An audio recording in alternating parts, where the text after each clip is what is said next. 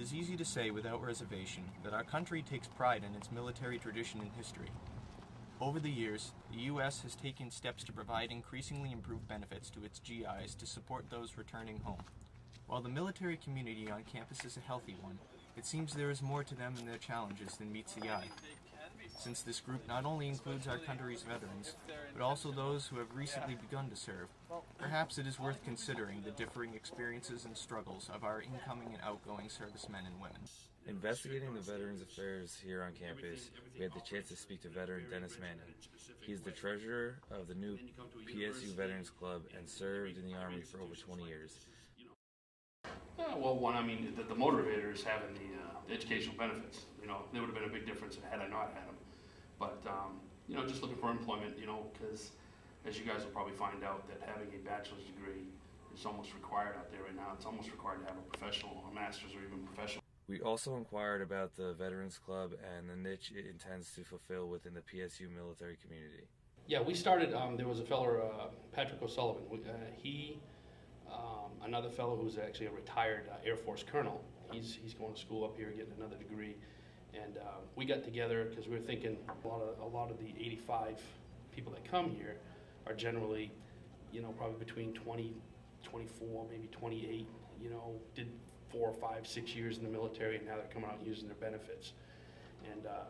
And the thing with that is a lot of those guys were fairly much lower ranking individuals. Maybe they didn't, you know what I'm saying, they didn't have the time or the tenure in the service to have, you know, the rank on them to know a lot about the benefits that they're available to them.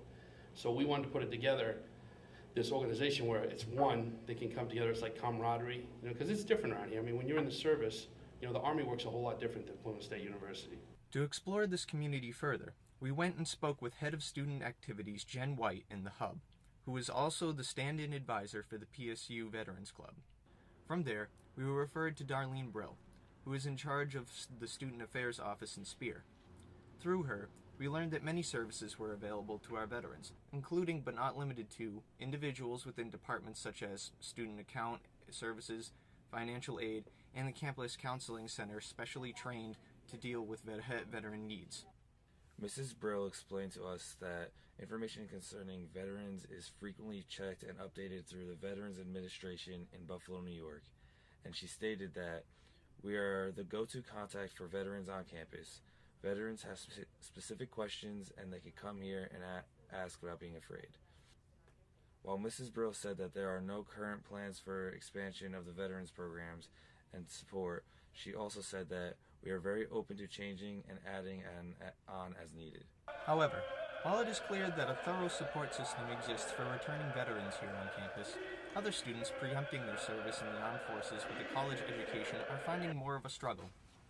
In speaking to Dylan Bissell, the president of the PSU Veterans Club and a member of New Hampshire's ROTC program, some insight was gained into the challenges of handling both military and academic responsibilities. It's been pretty time consuming. I mean, we spend 2-3 weekends a month, well, 2-3 Fridays every month down at UNH, every Thursday down at UNH, and then we have a couple weekends every semester where we're gone for training.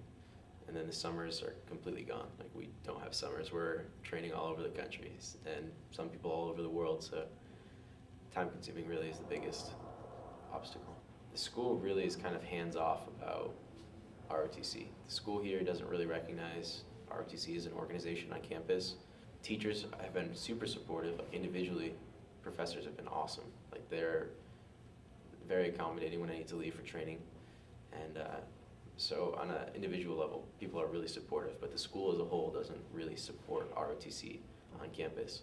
We also spoke to Arthur Weeks, who is also a member of the ROTC program and lives on campus.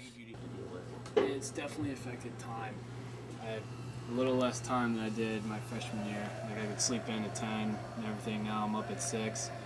I had increasing responsibilities each year. Now this year I'm in charge of 3 or 4 freshman cadets. You know, we have this thing called an Order of Merit list, which is like a class ranking. And that class ranking sets you up for your job in the Army. So you gotta actually focus on schoolwork and can't get too, you know, wrapped up in social life and stuff like that.